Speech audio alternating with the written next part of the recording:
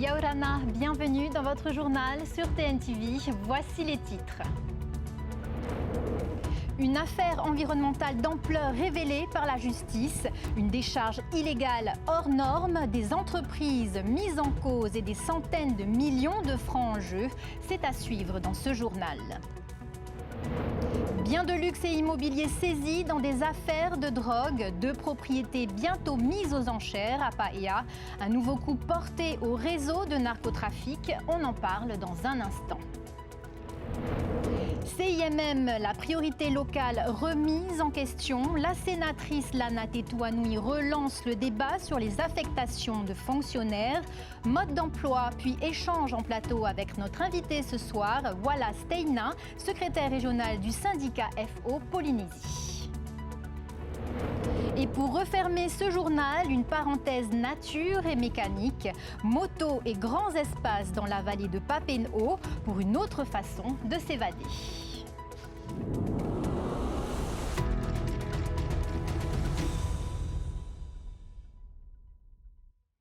Mais d'abord, cette grosse frayeur ce matin à Fa'a. Un arbre s'est abattu sur une habitation dans le quartier de Whanatea. 5 personnes se trouvaient à l'intérieur. Aucun blessé, mais une famille relogée.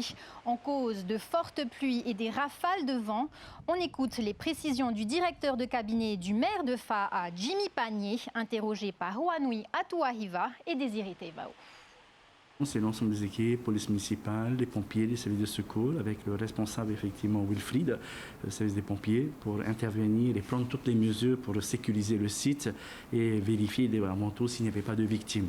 Et on se rassure ce matin, il n'y a pas eu de victimes et je pense que c'est le plus important. On va attendre que les conditions météo reviennent à la normale, puisqu'il semblerait-il encore que pendant 48 heures, on va encore se retrouver avec de fortes pluies. Donc, une fois que les conditions seront réunies, à ce moment-là, nous interviendrons en fait pour élaguer en fait, cet arbre et éventuellement le retirer avec les conditions de sécurité les plus optimales. Autre frayeur, toujours à Fa'a, mais sur le lagon, un rameur a vu son va'a attaqué par un requin alors qu'il s'entraînait à Veitupa. Plus de peur que de mal, son témoignage au micro d'Oriano Tefao. Ce matin, comme tous les matins, à l'entraînement, j'ai été faire mon parcours habituel. Au retour, arrivé devant le spot du Farewa, entre le toit et la balise rouge et vert, d'abord j'ai cru que j'avais percuté un tronc d'arbre. Hein. J'ai jeté un coup d'œil en arrière, j'ai carrément vu un gros remous derrière moi. Quoi. Après j'ai continué, par-dessus le côté, il est venu sur mon balancier. Quoi. Il est venu me, on dirait, il est venu me faillir, me heurter dedans. J'ai donné un coup de pagaie pour qu'il s'en aille. J'ai continué à ramer, il est revenu par en dessous de mon bas et on dirait qu'il voulait me faire chavirer. Quoi. Il est ressorti à côté de ma cuisse. Hein. Il était quand même assez balèze et je crois que le quelqu'un il était comme un pirogue. Quoi. Après j'ai continué pour rentrer. Il est revenu encore une 3e fois à la charge. Quoi. On dirait il était, je ne sais pas qui s'il avait ce requin, mais il était vraiment pas bien. Quoi. Parce que moi ça fait des années que j'ai rame sur ce plan d'eau là et j'ai jamais vu ça. Hein. Là, ce matin là, quand j'ai vu ça, ça m'a carrément choqué, quoi. Voilà, la population de Fa'a, que faites attention, comme il y a des sky-safe, je vois les sky-safe. Et surtout les enfants, le mercredi après l'école ou pendant la journée aussi, les écoliers primaires, ils vont à la rame. Et c'est juste devant le spot, hein. C'est ce spot-là que ça s'est passé le gag ce matin, quoi. Et cette affaire inédite révélée aujourd'hui par la justice, après 2 ans d'enquête, une décharge illégale de grande ampleur a été mise au jour dans la vallée de la Punaru. Des entreprises du BTP sont mises en cause dans un système qui aurait généré plusieurs centaines de millions de francs de bénéfices. Esther Cuneo et Thomas Chabrol. Les images en disent long sur l'ampleur de cette décharge, du jamais vu en Polynésie, au regard du niveau de pollution de la vallée. C'est ici que les enquêteurs de la gendarmerie ont mis en évidence l'enfouissement de plus de 100 000 mètres cubes de déchets toutes catégories, soit l'équivalent de 40 piscines olympiques. La lutte contre les atteintes à l'environnement, c'est une priorité du parquet de Papeete. Et ici, c'est l'exploitation illicite de ce type de site, c'est générateur de pollution, donc d'infraction aux règles de l'environnement. À l'origine de cette filière illégale, des entreprises du BTP. Au total, 684 clients identifiés, parmi lesquels 6 entreprises soupçonnées d'avoir eu pleinement conscience du caractère illicite du site, tout en tirant un avantage économique au détriment des filières réglementées. Un bénéfice évalué par la justice à 260 millions de francs. J'insisterai aussi sur le caractère économique de la chose, c'est-à-dire que vous avez aussi des opérateurs qui respectent les règles, qui payent plus cher pour retraiter leurs déchets par des filières légales, et ces gens-là sont lésés. La procureure de la République a annoncé aujourd'hui l'ouverture d'une information judiciaire. La semaine dernière, 8 personnes ont été placées en garde à vue, dont les 2 exploitants présumés du site et leurs 6 principaux clients. Il y a plusieurs infractions visées et pour faire simple, au plus haut dans ce type d'affaires, ils peuvent encourir jusqu'à 5 ans de prison. Mais j'ajoute qu'il y a aussi un volet économique et des possibilités de saisie et confiscation. Il y a déjà quasiment 200 millions de francs qui ont été saisis dans cette procédure pour justement garantir d'éventuelles confiscations qui seraient prononcées plus tard. Du côté des associations environnementales, on n'en revient pas de l'ampleur du préjudice. C'est énorme. Il y avait déjà eu dans le passé des scandales de ce type. On pensait que c'était des pratiques qui étaient complètement terminées, qu'il y avait du contrôle. On sanctionne des particuliers, mais les entreprises ont une très grande responsabilité par rapport à l'environnement, parce que c'est quand même un qui produit beaucoup de déchets. Se permettre de faire ça en toute impunité, c'est pas normal. C'est clair que la fédération se porte à la partie civile. Bien sûr, on vérifiera le dossier avec notre avocat, mais sur les faits tels qu'ils ont été relatés, c'est quelque chose de scandaleux, bien sûr. Conformément aux réquisitions du parquet, l'un des 2 exploitants présumés a été placé en détention provisoire. Il avait déjà été condamné pour des faits similaires. On poursuit avec la justice. Après les jet skis, les voitures et les bijoux de luxe saisis dans des affaires de trafic de drogue, 2 biens immobiliers vont être mis en vente à Paea, des actifs qui témoignent de la puissance financière des réseaux de narcotrafiquants. Nicolas Pérez. En 2025, les biens saisis aux narcotrafiquants et vendus aux enchères par l'État ont rapporté 300 millions de francs. Un record. 2026 s'annonce tout aussi florissante, puisque 2 lots immobiliers sont actuellement en vente. Un snack et des logements quasi neufs devraient trouver rapidement preneur. C'est un lot très exceptionnel. C'est déjà, alors, on est amené à vendre des biens immobiliers, mais la plupart du temps, quand on vend des biens immobiliers, ce sont des biens immobiliers appartenant à l'État. C'est quelque chose qu'on n'a pas vu, en tout cas, au cours des 15 dernières années en Polynésie française, et même au niveau national. C'est assez exceptionnel qu'on soit amené à mettre en vente ce type de biens. Si habituellement les finances publiques organisent ces ventes aux enchères en présentiel et sur une journée, l'institution propose pour ces lots une vente par appel d'offres. Pour être totalement transparent, c'est vrai qu'on préfère traditionnellement les ventes aux enchères parce que la notion d'enchère amène la surenchère. L'appel d'offres, on estime un bien, on fait l'offre. Nous, on a un prix en deçà duquel on ne le vendra pas. Ce sera le mieux disant. Donc effectivement, selon la formule consacrée, celui qui aura fait l'offre la plus intéressante, dès lors qu'il respectera les conditions qui sont prévues au niveau de l'appel d'offres, qui emportera le marché. Des biens exceptionnels qui montrent également que les narcotrafiquants polynésiens sont à la tête de patrimoine conséquent, à l'image des trafiquants internationaux. En Hexagone, on voit des délinquants qui achètent des villas à Marbella en Espagne. On sait qu'ils ont tous plus ou moins des voitures de luxe, des biens, etc. Donc on s'adapte. Et maintenant, on a compris, et spécialement depuis que l'AGRASC, l'Agence de gestion et de recouvrement des avoirs saisis et confisqués existe, à peine 15 ans, maintenant on est dans une force de frappe extrêmement forte. On s'adapte et on confisque, si je puis dire, à tour de bras. Une nouvelle visite de ces 2 lots est prévue le 6 février prochain.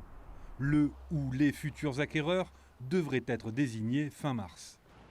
Et dans l'Hexagone, ce mercredi, soutien unanime en commission de la Défense pour la proposition de loi portée par Merianared Arbelo. Le texte prévoit notamment la suppression du seuil du Minisievert, un verrou dans l'indemnisation des victimes des essais nucléaires. Une avancée saluée par la députée qui évoque une évolution des mentalités après des années de combat. Thomas Chabrol l'a interrogé ce matin. Effectivement, on avait même dans la commission, moi je l'ai su après, qu'on avait 3 spécialistes de la loi Morin qui étaient déjà députés en 2009 et même je crois un ancien ministre 2009-2010. Et donc je pense qu'il y a une avancée aussi dans la réflexion des gens parce que ils sont mieux informés, on échange beaucoup plus et puis la commission d'enquête a fait beaucoup. Le rapport d'enquête a donné beaucoup d'informations à mes collègues et puis aussi finalement au public, hein, donc c'est important. On a eu aussi un avis très positif du Conseil d'État, donc qui nous soutenait sur la suppression du seuil, sur la présomption irréfragable, et en disant que avec le fait générateur qui est quand même particulier, que seul l'État pouvait créer. Il n'y a que la machine étatique qui peut faire les essais nucléaires, donc que c'était pas du tout une rupture d'égalité devant les charges publiques que de faire indemniser donc les victimes de l'exposition aux essais nucléaires. Le débat sur le CIMM, Centre des intérêts matériels et moraux, est relancé. La sénatrice Lana Tetuanui pointe l'échec de la priorité locale dans les affectations des fonctionnaires d'État.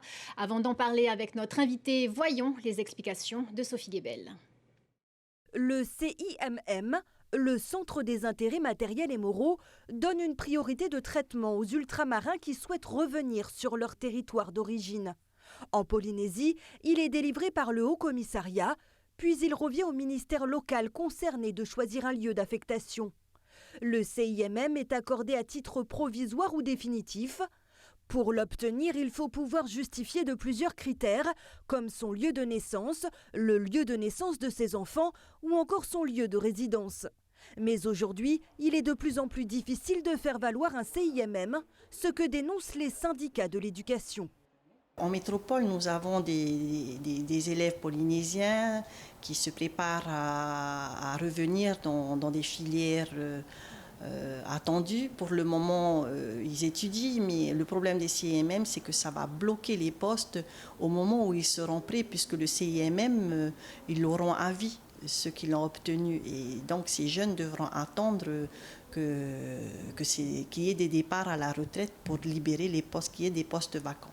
Le CIMM, déjà, il doit faire l'objet d'une refonte législative, donc du travail parlementaire, pour rendre l'accès au CIMM un peu plus juste, de manière à ce que les attaches soient reconnues et concrètement avoir des critères moraux plus importants que les critères matériels.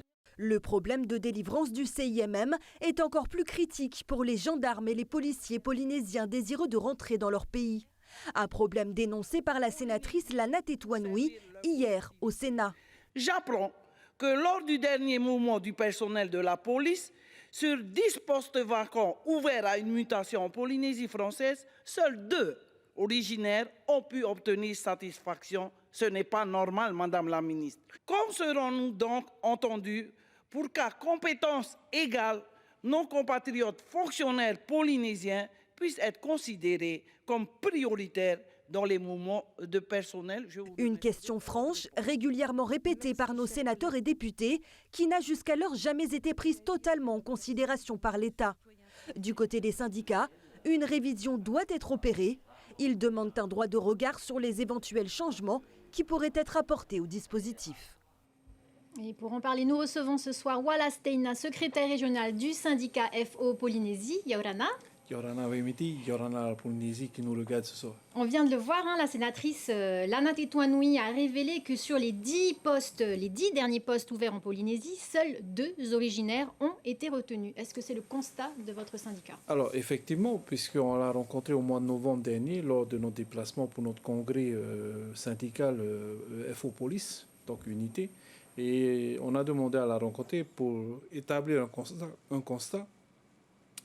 Parce qu'au 1er septembre l'année dernière, on a eu le renfort de 10 policiers. Nous, on se bat pour que ça soit en priorité des Polynésiens. Or, le constat aujourd'hui, il est flagrant. 2 originaires polynésiens sur 10. Et tout le reste, ce sont des métros qui sont au séjour. Est-ce qu'on ne se heurte pas aujourd'hui aux limites de la loi EROM de 2017 qui fait du CIMM une priorité, mais peut-être pas encore une garantie finalement aujourd'hui? Alors, il faut reprendre l'histoire du CIMM. C'est un décret qui a été mis en place par l'État pour tous les Outre-mer pour favoriser le retour des originaires, enfin, entre parenthèses. Quand la loi EROM a été mise en place, on priorise, on va dire, le retour de nos originaires. Sauf que malgré les interventions syndicales, malgré les interventions de nos parlementaires, on voit que la situation n'a pas évolué, puisque aujourd'hui, on a encore des Polynésiens qui sont lésés dans le dispositif. Il faut savoir qu'en 2009, suite à la grève de l'ITR en 2008 par les fonctionnaires de l'État, on a reçu une directive de François Fillon, Premier ministre à l'époque, en 2009, pour rassembler les organisations syndicales représentatives de l'État. On a travaillé 6 mois pour établir un projet de rapport en mettant et en dénonçant aussi en même temps le CIMM, puisque nous sommes lésés. Or, en 2018, on a, lors de la venue de M. Olivier Servat, député de la Guadeloupe et conseiller spécial des Outre-mer attaché au président Macron, on lui a remis le rapport parce que nous sommes fatigués. On a dénoncé la suppression pure et simple du dispositif. Pourquoi? Parce qu'encore aujourd'hui, on lèse nos jeunes Polynésiens. Qu'est-ce qui empêche aujourd'hui un dossier complet d'aboutir? C'est tout simplement une volonté politique. L'État ne veut pas changer le système, c'est clair. Et c'est ce que FO a toujours dénoncé. Depuis maintenant pratiquement 10 ans, Patrick Galland, qui représente les territoires du Pacifique au nom de la Confédération Force ouvrière, rencontre à chaque fois le Premier ministre pour dire maintenant, nous, ça suffit, on ne veut plus discuter, il faut que les choses évoluent. Notre dernière rencontre avec M. Spitz, l'ancien haut-commissaire, on a travaillé sur un projet de statut résident. On pensait que les choses allaient évoluer pour qu'on puisse privilégier le retour de nos originaires. Malgré les différents gouvernements politiques, on voit encore que les choses sont en train de stagner. La Natetuanui affirme que l'indemnité d'éloignement est une rente qui bloque le retour des Polynésiens. Elle veut supprimer cette prime pour les non-originaires. Est-ce que vous, votre syndicat, vous la suivez dans cette décision radicale? Il faut savoir que grâce à la sénatrice, elle a dénoncé le dispositif. Déjà, il me semble qu'en juin 2021, elle avait déjà dénoncé le dispositif.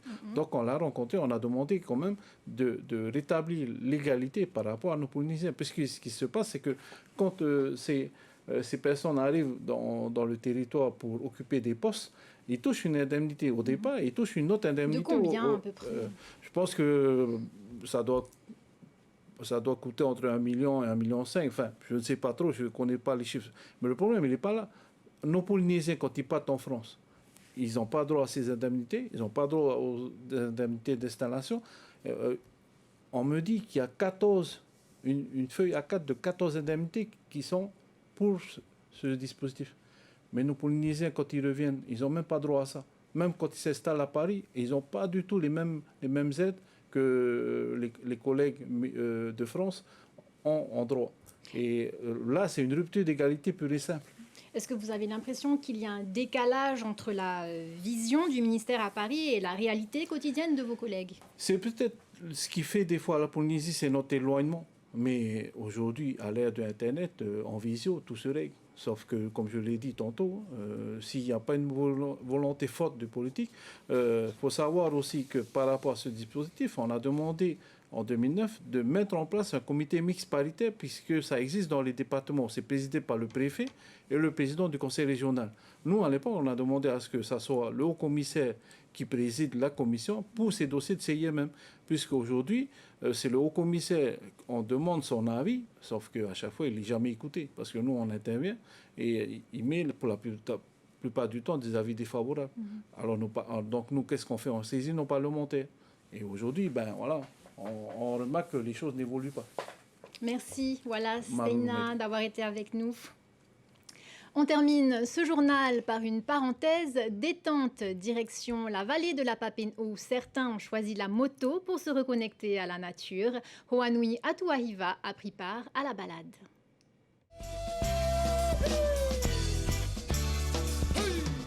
Les 4x4 sont chargés, direction la Maroto. La nature devient un terrain de jeu. Casque sur la tête, main au guidon, petits et grands s'élancent à la découverte des sentiers en moto électrique.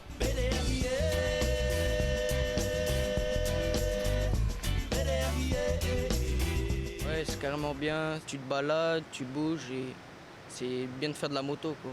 Tu peux tout découvrir, les sauts, le paysage, la rivière aussi, c'est beau.